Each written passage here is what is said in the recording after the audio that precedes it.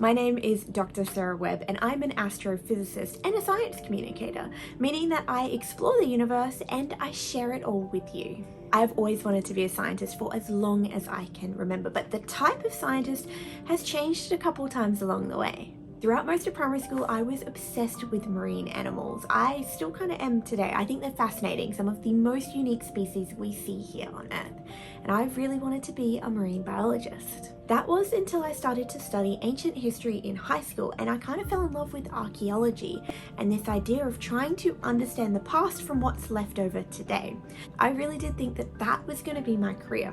So I read as many books as I could and I listened to lectures online for free, all on different ancient history topics. And that was where I stumbled across a lecture called Galactic Archaeology. The scientist presenting it was explaining how we can use different types of stars to try and understand the entire history of our galaxy. And to me, that was incredible. This idea of studying not only our galaxy but other galaxies out there meant that we were understanding history on the universal scale. In that moment, I knew I wanted to learn more about the universe, and I haven't looked back since. The people who inspired me the most were the ones who donated their time to talk to high school students like me.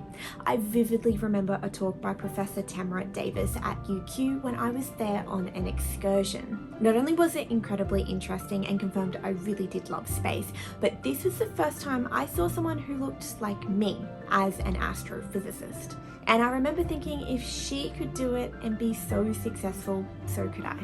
When I left high school, I knew I wanted to study physics, so I enrolled in a Bachelor of Science where I could major in physics and I could do a minor in astrophysics. While at university, every day got better and better. I was learning so many things we know about the universe and so many things we didn't. And it was the things we didn't know that really made me curious to study more.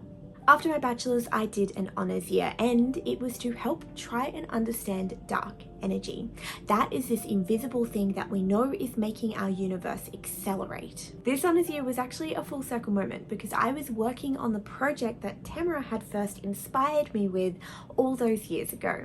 I knew I wanted to keep researching, so I moved down to Melbourne to start at Swinburne University of Technology to do my PhD. I have since finished my PhD and am now a research fellow still at Swinburne, this time investigating both inside and outside of astronomy using machine learning techniques. Being a scientist is a very cool day job, and one of my passions is to see more women enter my field. My advice for women or girls thinking of entering the STEAM fields is to give absolutely everything a go. Science has so many different facets and directions, and you really don't know what you want to do until you try a few different things out. This could include going to a science camp, doing an online course, watching documentaries, or of course reading books. You have what it takes to do anything you put your mind to, but some advice I wish I had received earlier was that science is not about getting things right on the first go. Science really is all about problem solving, failing, but learning from those mistakes. I know that if I'm trying to do something and I haven't failed at least once, I have not learnt anything. And this makes me so much more confident to give so many different things a go. If you teach or facilitate activities, I think it's really important to remember and try break down the biases that society often has around women in STEAM. One of the most powerful ways to do this is to teach and display women in STEAM and their achievements and contributions throughout all of history. Because it really is true, you cannot be what you do not see.